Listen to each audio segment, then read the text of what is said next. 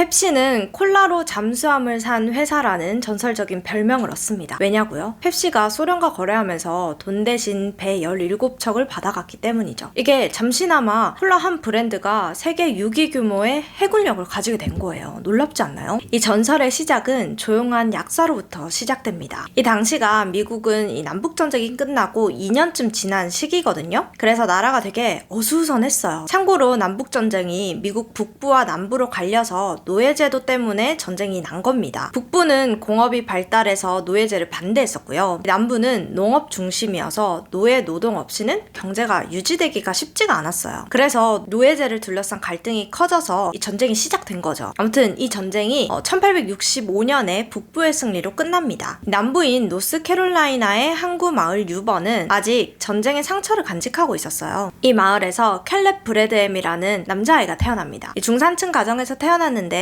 아버지는 사업가였고요. 지역 내에서 무역이나 상점을 운영했다고 합니다. 그렇다고 아주 부자는 아니었어요. 꽤 넉넉한 생활을 누릴 수 있었던 그런 가정이었죠. 캘렙은 태어날 때부터 MBTI가 I인지 되게 조용하고요. 호기심도 많고 책을 좋아하는 아이였어요. 특히나 사람 몸에 관한 책을 좋아했대요. 해부학, 식물학, 치료법 이런 이야기하면 눈이 막 번쩍였습니다. 왜 사람은 아플까? 어떻게 하면 고칠 수 있을까? 이런 질문을 스스로에게 끊임없이 던지던 소녀는 자연스럽게 나는 의사가 되어야겠다 이렇게 마음을 먹어요. 부모님은 아들의 재능을 믿고 최고의 교육을 시켰습니다. 캘렙은 마을에서 가장 우수한 학생이어서 대학교 진학에도 무리가 없었어요. 그래서 그가 선택한 곳이 미국 메릴랜드 대학교의 의과대학이었습니다. 당시 미국 동부에서 손꼽히는 명문 의대 중 하나였대요. 여기가. 의사가 되면 이 병든 사람 고치고 가난한 사람 도와주고 가족들에게 난 자랑이 돼야지 막 이러면서 누구보다 열심히 공부를 했습니다. 하지만 인생은 그에게 잔혹한 전환점을 준비하고 있었어요. 캘렙이 대학에 들어간 지 얼마 되지 않아서 고향에서 아버지 사업이 무너졌다는 소식이 들려왔거든요. 그는 선택해야 했어요. 계속 공부를 이어가냐 아니면 가족을 위해서 꿈을 접냐. 자, 결국 선택은 후자를 택합니다. 책을 덮고 고향으로 곧장 돌아갔죠.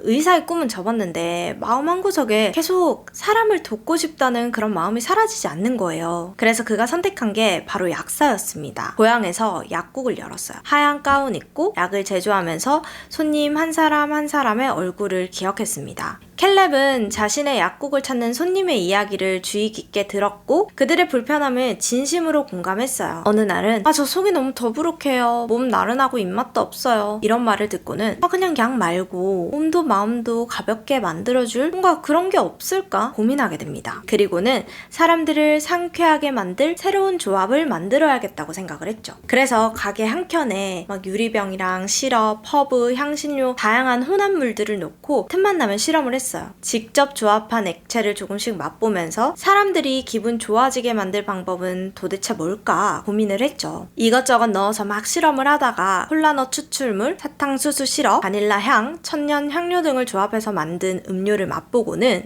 이거 괜찮은데? 해서 사람들에게 나눠주기 시작했습니다. 근데 막 주변 사람들 반응이 너무 좋은 거예요.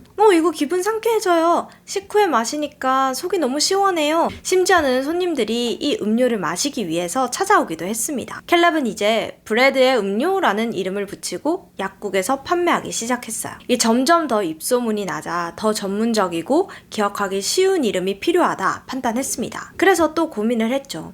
사람들이 이걸 마시면 왜 좋아할까? 속이 편하고 기분이 상쾌해지니까? 그러다가 이 음료의 핵심 효과가 소화 개선이라는 점에 주목을 했고 그가 의학 공부를 할 때 자주 접했던 단어 하나가 머릿속을 스칩니다. 바로 펩신이었어요. 이건 소화를 도와주는 효소의 이름이라고 합니다. 비록 실제 성분에 펩신은 들어가진 않았지만 이 이름만 보면 뭔가 건강해질 것 같은 믿음이 생기지 않을까 해가지고 자신의 음료에 펩시라는 이름을 붙이게 되죠. 펩시콜라 이름을 정한 다음 그는 정식으로 회사를 설립하고 자신의 음료를 병에 담아서 본격적인 유통을 시작합니다. 당시에는 상표 등록도 직접 하고 병 라벨 디자인도 직접 했어요. 광고 문구도 손수 썼고요. 그 광고 중 하나는 이렇게 시작합니다. 음료 그 이상, 당신의 건강을 위한 선택, 펩시콜라. 빠르게 입소문을 타고 퍼졌어요. 특히 더운 남부지방 사람들에게는 큰 큰 사랑을 많이 받았죠. 캘렙은 여러 소도시의 상점들과 계약을 맺으면서 지역 유통망을 넓혀갔고요. 또 브랜드 인지도도 키워갔어요. 약사에서 사업가로 성공을 달리는 듯 했습니다.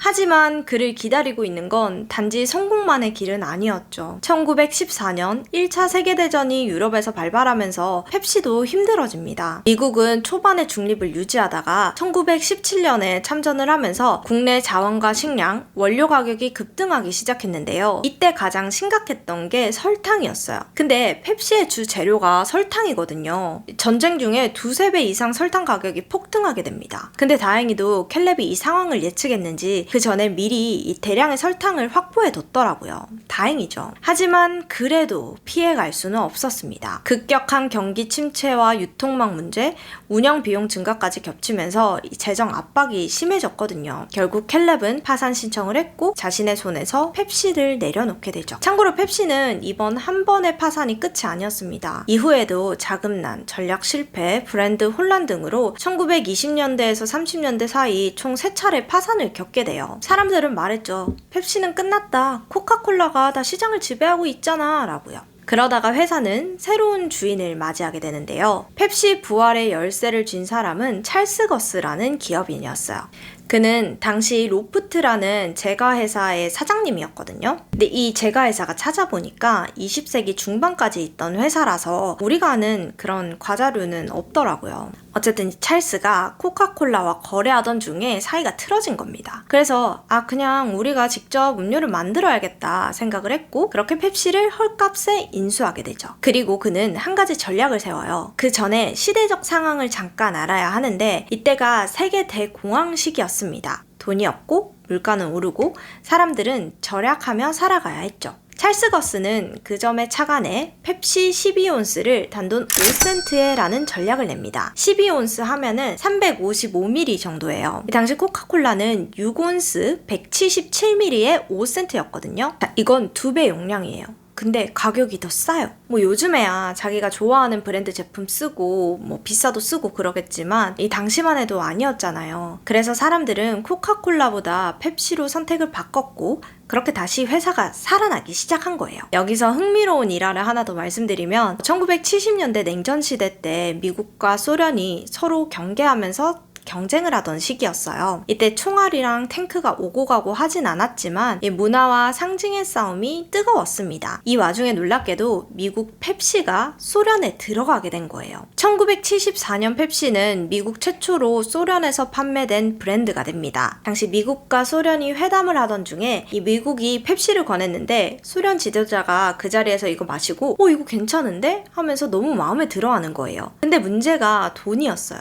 소련은 달러가 부족해서 이 펩시의 현금 결제를 할 수 없었던 겁니다. 그래서 꺼낸 대안이 뭔지 아세요? 보드카였습니다. 이 러시아의 자존심, 보드카를 미국에 수출하고 그걸 펩시와 바꾼 겁니다. 클라이막스는 여기서부터예요. 1989년 펩시는 소련과의 재계약에서 현금 대신 배 17척을 물물 교환 형식으로 받습니다. 이로 인해서 잠시나마 펩시는 해군력을 가진 기업이라는 농담 섞인 수식어도 붙었었죠. 실제로 펩시는 이 배들을 고철로 되팔아서 상업적인 이득을 얻기도 했대요. 이 일화는 아직까지도 브랜드 역사에서 콜라로 잠수함을 산 회사로 전설처럼 회자되고 있습니다. 다시 돌아와서 1975년 이때는 세계의 마케팅 캠페인을 시작해요. 바로 전설적인 펩시 챌린지. 이게 뭐냐면 일반 소비자들에게 브랜드를 숨기고 펩시와 코카콜라 이 동시에 시음을 하게 해요. 그리고는 어떤 게 더 맛있는지를 물어보는 겁니다. 실험 결과 첫 맛에서 단맛이 강한 펩시가 더 선호된다는 경향이 나타났고 이 결과는 TV 광고로 제작되어 큰 반향을 일으켰어요.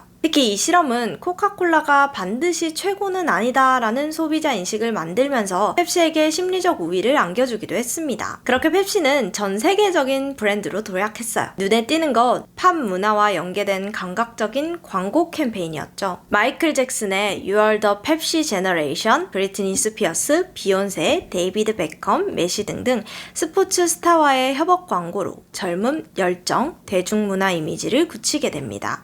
사실 켈렙이 만들긴 했지만 그는 대성공의 맛을 보진 못했어요. 펩시는 다른 기업에 인수돼서 수차례 리브랜딩과 전략을 거치며 다시 살아나게 되지만 그의 이름은 역사 속으로 조용히 사라져 갔습니다. 자, 켈렙은 다시 평범한 약사로 돌아갑니다. 고향으로 돌아온 그는 남은 인생을 소박하게 살아갔죠. 약국을 운영하며 사람들을 돌보고 그 누구에게도 자신이 펩시를 만들었다는 사실을 과시하지 않았어요. 1934년 그는 고향 뉴번에서 향년 66세로 조용히 눈을 감습니다. 그리고 펩시는 현재 전 세계 200개국 이상에서 판매되면서 펩시코라는 글로벌 식음료 기업으로 성장했습니다. 그 시작은 단 하나의 질문에서 시작됐어요. 소화가 안 될 때 사람들을 기분 좋게 만들어줄 무언가가 없을까? 이걸로요. 마지막으로 오늘은 펩시, 내 제트기 내놔! 영어로는 펩시 Where's My Jet? 이라는 다큐멘터리를 소개해보고자 하는데요. 1990년대 펩시가 700만 포인트 모으면 전투기를 준다라는 광고를 냈고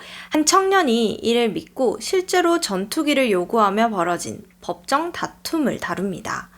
넷플릭스에서 보실 수 있으니 킬링타임용으로 한번 보셨으면 좋겠습니다. 오늘은 켈렙 브래드햄이었습니다. 오늘도 봐주셔서 감사합니다. 여러분의 구독과 좋아요는 저에게 큰 힘이 됩니다. 감사합니다. 안녕.